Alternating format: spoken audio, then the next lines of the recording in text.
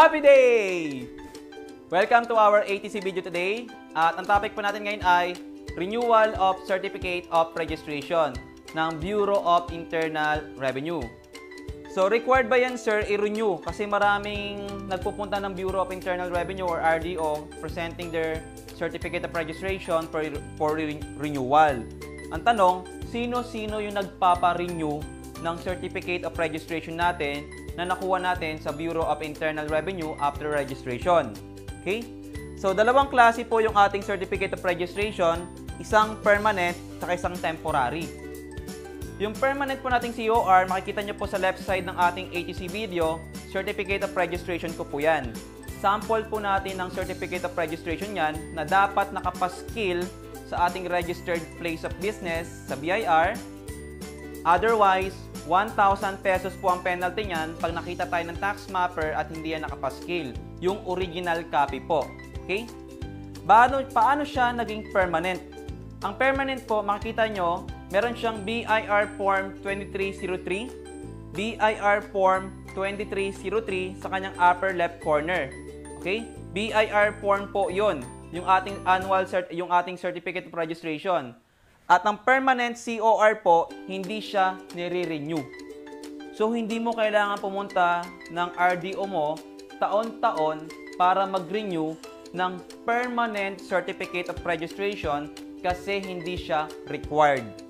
Bakit hindi siya required? Kasi walang legal basis na nagsasabi na pumunta ka taxpayer taon-taon, i-renew mo yung COR mo. Okay? Inconvenient sa atin yon. Okay? Inconvenient sa atin yon. Yung pangalawa po nating Certificate of Registration, ito po, makikita nyo sa left side, akin pa rin yan. Paano ako nagkaroon ng temporary Certificate of Registration? Yung nakita nyo pong permanent na Certificate of Registration natin, yan. Yan. Yung permanent nating Certificate of Registration sa akin yan, nung nag-register kasi ako, nag-apply ako ng withholding tax expanded.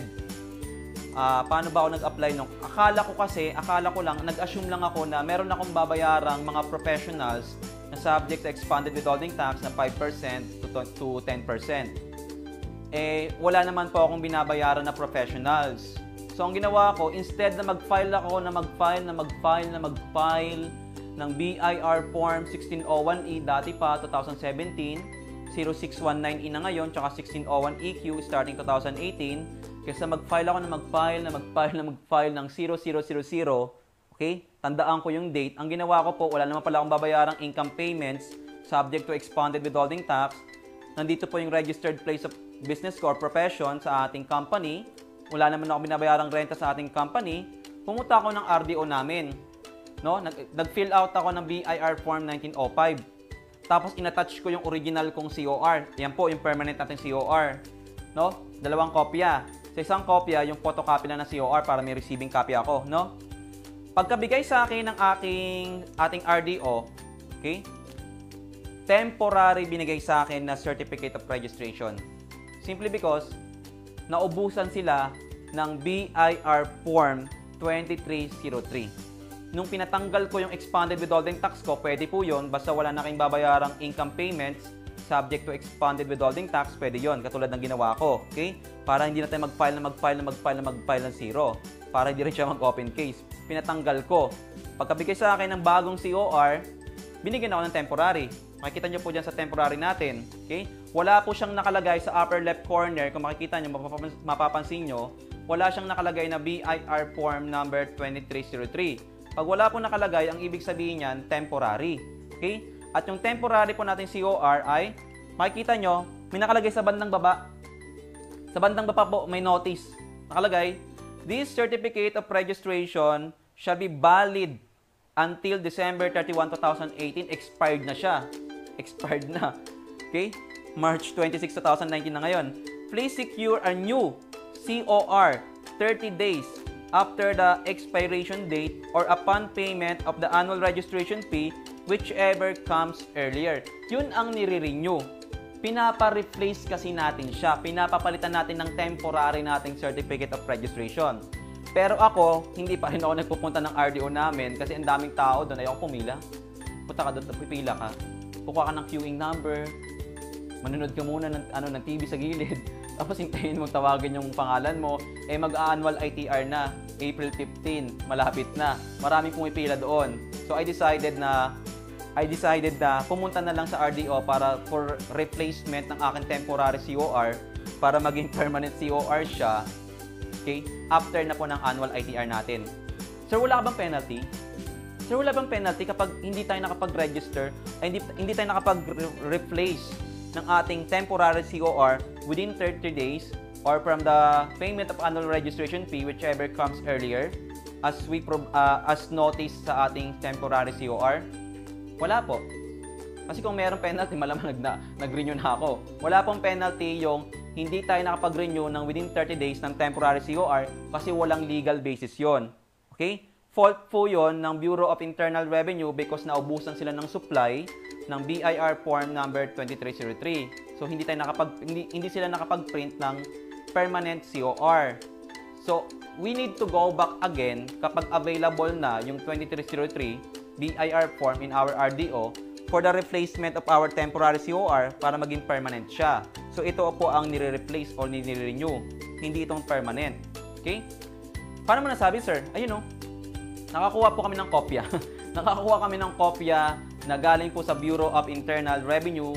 Wala pong bayad ang replacement ng temporary COR into permanent COR, okay? Except the documentary stamp tax, 30 pesos. 30 pesos lang. Tsaka wala siyang penalty, ay no? Diba? Please be informed that no penalty, okay, and other fees shall be charged, blah blah blah blah blah blah blah blah blah, except the documentary stamp tax na 30 pesos na, dati 15 pesos lang, but because of our train law, 30 pesos na siya. Okay? Kapag pumunta ka ng BIR RDO natin, wag mo ibibigay yung COR mo na walang application. At ang application po na ginagamit para palitan yung ating temporary COR ay wala nang iba, BIR Form 1905. Bago na po yung BIR Form 1905 natin, okay? If you don't have yet the new and revised BIR Form 1905, message nyo lang po kami sa Facebook page at ibibigay po namin sa inyo yung PDF file, okay? Dalawang kopya, isa sa atin, isa sa ating RDO, okay? Ang problema ng iba kapag nag-a-apply, nagbibigay ng application form sa BIR, isang kopya lang binibigay, RDO copy lang. Anong katunayan mo na na-receive nila yung application mo? Wala. So, dalawang kopya po lagi yan. Okay? Dalawang kopya po lagi yan. I-attach natin yung original nating temporary COR sa RDO copy at ipopotocopy natin yung ating temporary COR para may attachment yung ating receiving copy. Okay? Punta lang po kayo doon. Pero, I will recommend after na lang po ng annual ITR. Kasi hindi naman po urgent yung ating replacement ng COR, na temporary COR. After annual ITR na lang para kukunting tao na lang po. Okay? Katulad po ng gagawin ko. Okay? Kasi mas urgent or mas may deadline yung ating annual ITR na April 15 na.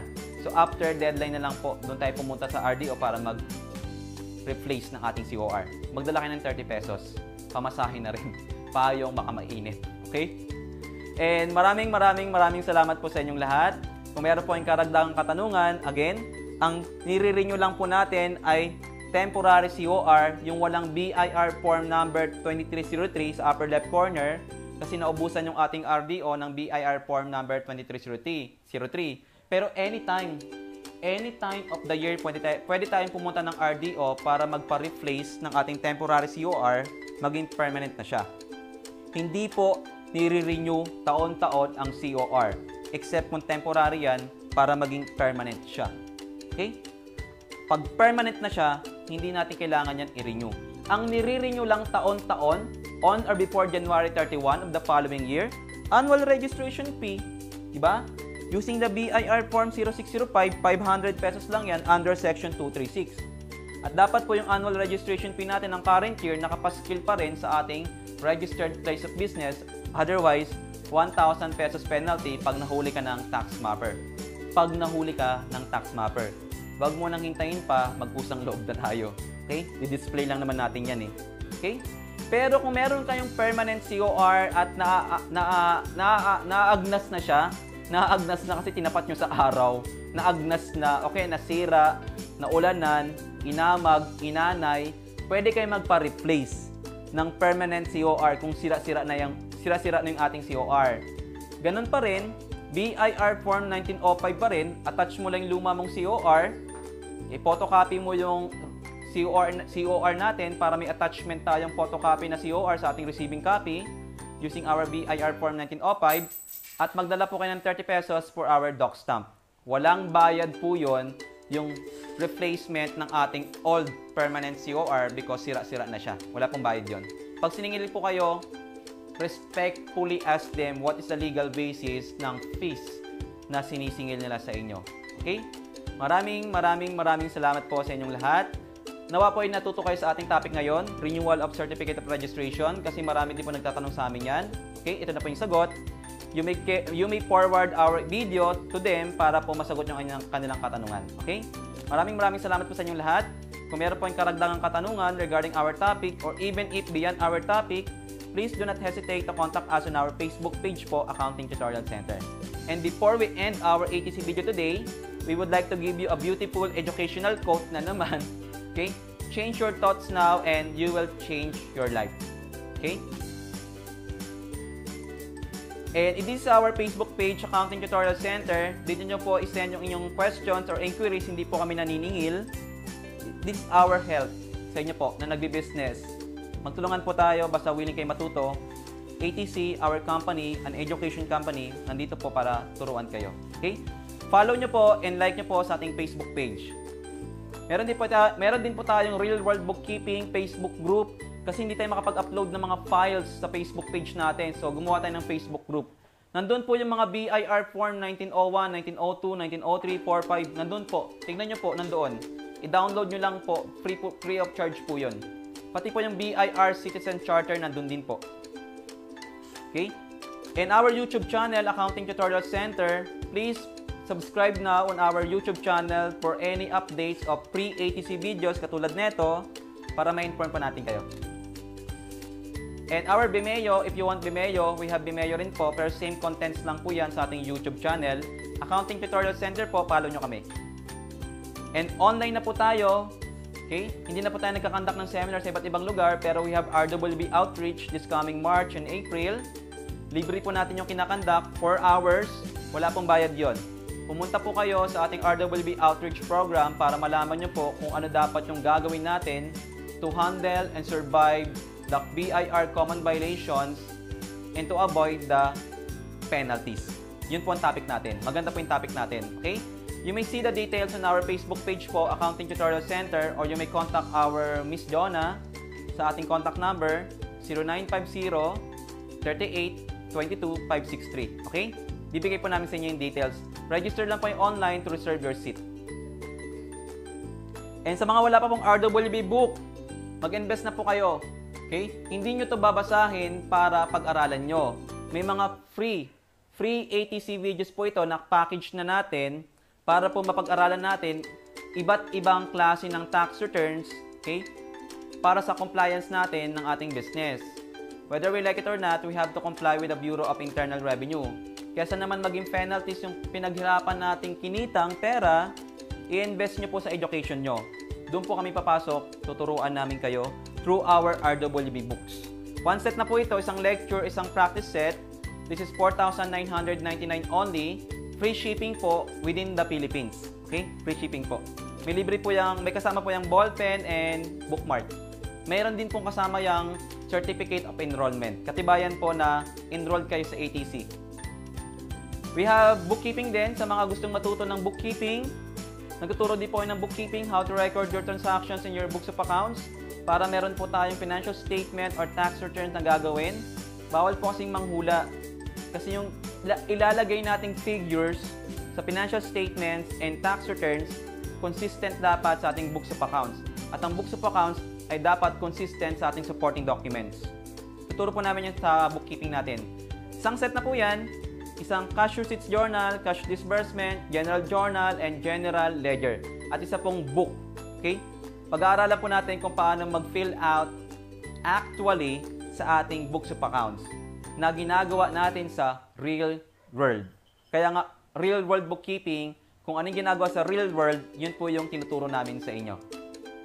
Free shipping din po yan. The investment fee is 4,999 only. And sa mga gusto pong gumawa ng financial statements, lalo na po malapit ang deadline and wala pa kayong financial statements, may format po tayo dito ng financial statements. Ito po yung pagpapracticean natin online na.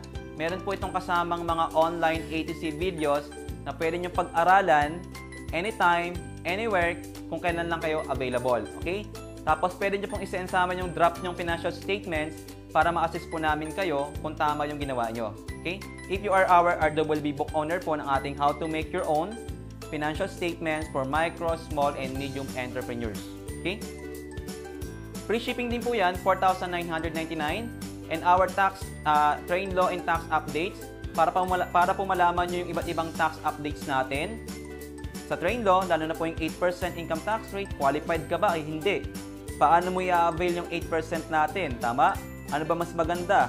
Allowable itemized deduction, 40% OSD, or 8% income tax rate. Ano ba yung bagong taxation natin sa employees? Nandito po sa ating train law and other tax updates. 4,999 din po yan. Free shipping po sa ating location within the Philippines. Okay? And kung mayroon po kayong karagdagang katanungan, please send us on our Facebook page lang po. Okay? Maraming salamat po sa inyong lahat. Pakisabi po sa mga colleagues nyo, friends, families, and relatives. Be educated and we will be empowered. Maraming salamat po. This is your RWB speaker, Mr. Mark Lord Bumagat.